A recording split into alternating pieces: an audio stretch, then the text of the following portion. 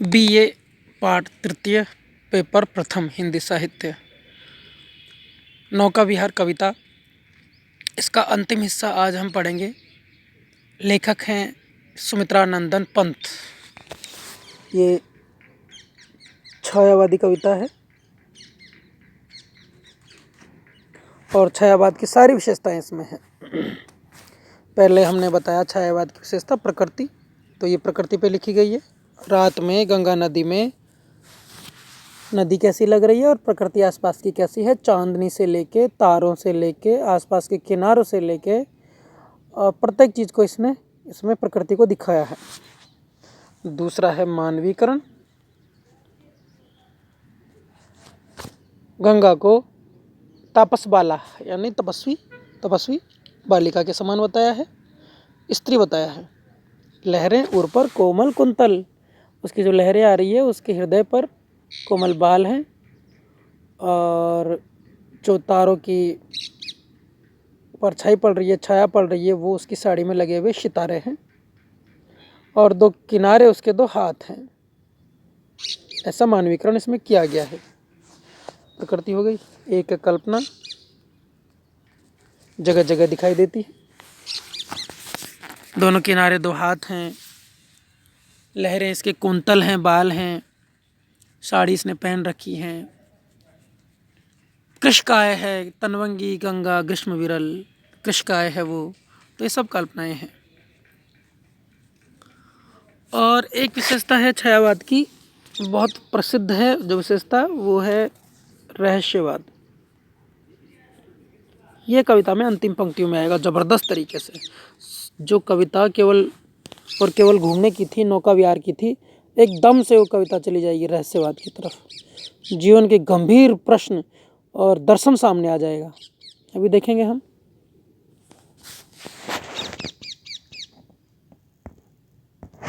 यहाँ से अब पहुंची चपला बीच धार, चपला यानी नाव।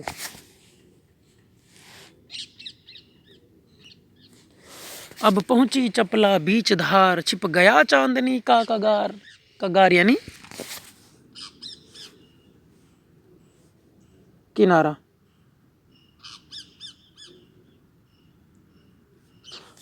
चांदनी जिस किनारे पे गिर रही थी, पड़ रही थी, वो छिप गया है। अब पहुंची चपला बीच धार, नदी बीच धारा में पहुंच गई है। छिप गया चांदनी का कगार, जो चांदनी का कगार था, किनारा था, वो छिप गया। दो बाहों से दूरस्थ तीर, धारा का कृश कोमल शरीर, आलिंगन करने को अधीर।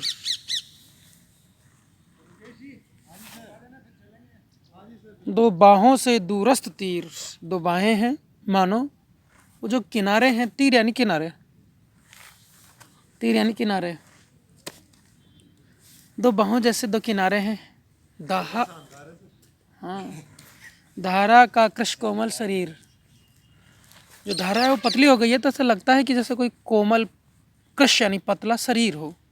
आलिंगन करने को अधीर, आलिंगन यानी गले लगाना, तो गले लगाने को अधीर हो रहे हों जैसे दोनों बाहें, ऐसे दो किनारे हैं किसके? गंगा के। अति दूर क्षितिज पर विटप माल, लगती भ्रू रेखा सी अराल।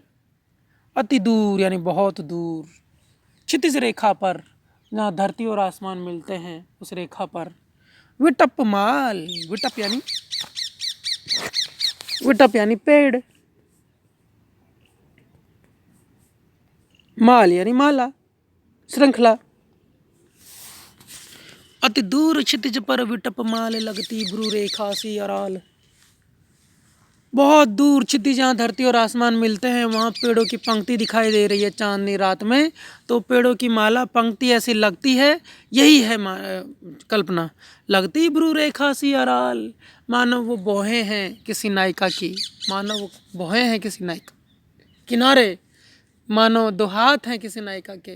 ये धारा मानो उसका पतला सा शरीर है जिसको एक किनारे गले लगाना चाहते हैं, आलिंगन करना चाहते हैं। आलिंगन यानी गले, बाहों में भरना या गले लगाना।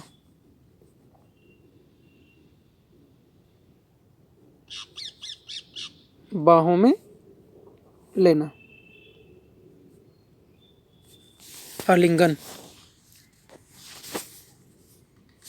अपलक नभ नील नयन विशाल, माँ के उर पर शिशु सा समीप, सोया धारा में एक द्वीप। अपलक नभ नील नयन विशाल, बिना पलक झपकाए यह आसमान देख रहा है। अपलक नभ नील, नीला आसमान, अपलक बिना पलक झपकाए मानो नीचे देख रहा है। विशाल, बहुत बड़ा है यह आसमान, विशाल है। माँ के उर पर शिशु सा, माँ के हृदय पर छोटे बच्चे के जैसा। समीप, सोया धारा में एक द्वीप, एक धारा में एक द्वीप सोया हुआ है। धारा में एक द्वीप सोया हुआ है, मतलब कि गंगा के बीचों बीच एक द्वीप है, नदी के बीच में एक द्वीप है, नदी का द्वीप है। अज्ञे की कविता भी है, नदी का द्वीप। माँ के उर पर शिशु सा, जैसे माँ की हृदय पर, छाती पर, गोद में कोई शिशु चिपका हुआ हो, सोया हुआ हो। जैसे माँ के उर पर, माँ के हृदय पर, माँ की छाती पर कोई छोटा शिशु, नवजात शिशु सोया हुआ हो, बच्चा सोया हुआ हो माँ से चिपक कर माँ की छाती पर, वैसे ही सोया धारा में एक द्वीप, एक द्वीप है जो इस धारा में, इस गंगा नदी की धारा में सोया हुआ है। उर्मिल प्रवाह को कर प्रतीप, उर्मिल प्रवाह, देखो ऐसे प्रवाह ऐसे ही तो चलता है, नदी चलती है आगे, लहरें भी उठती है उसमें। उर्मी बोलते हैं लहरों से युक्त। उर्मिल, उर्मिल यानी लहरों से युक्त, इसमें लहरें हों। उर्मिल यानी लहरों से युक्त जिसमें लहरें हों, और प्रतीप यानी विपरीत। विपरीत, प्रतीप यानी उल्टा या विपरीत, उल्टा भी बोलते हैं इसको। प्रतीप यानी उल्टा या विपरीत, प्रतीप एक अलंकार भी होता है। तो उर्मिल प्रवाह को कर प्रतीप, ये जो द्वीप है ये नदी के बीच में है। अब नदी के बीच में है तो जो लहरें आएंगी, जो पानी आएगा, क्या उसको रोकेगा नहीं, उसको उल्टा नहीं करेगा, विपरीत वापस नहीं भेजेगा। ये मानो नदी है, इसमें ये द्वीप है। अब जब ये लहरें आएगी, पानी आएगा इधर से, तो ये टकरा के वापस भी तो जाएगा, थोड़ा सा इधर इधर टकरा के वापस भी तो जाएगा। तो इसको ही बोला है उर्मिल प्रवाह को कर प्रतीप। जो ये प्रवाह आ रहा है इधर से पानी का, इसको प्रतीप यानी वापस धकेलता है थोड़ा सा इधर, ये इसके टकरा के वापस आता है इधर इधर इधर, ऐसे। वह कौन विह, उर्मिल प्रवाह को कर प्रतीप, समझ गए। वह कौन विहग क्या विकल कोक, उड़ता हरने को निज विरह शोक। अब इसको देखो क्या क्या दिखाई दे रहा है। पहले इसको दिखाई दिया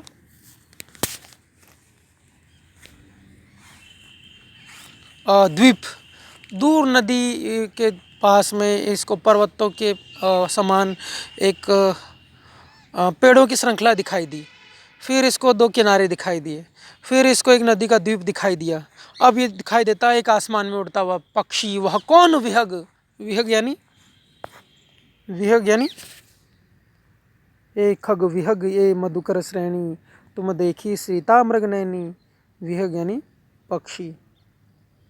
रामचंद्र जी कहते हैं, श्री राम जी कहते हैं, हे खग विहग, विहग यानी पक्षी, हे पक्षियों, हे मधुकर भंवरे, हे हिरणों, मृग यानी हिरण, क्या तुमने सीता देखी है जो हिरण की जैसी आंख वाली है। तो विहग यानी पक्षी। क्या विकल कोक, वह कौन विहग क्या विकल कोक, वो कौन सा विहग है, पक्षी है जो विकल यानी बेचैन है। विकल यानी बेचैन, जिसको कल नहीं पड़े। विकल यानी बेचैन,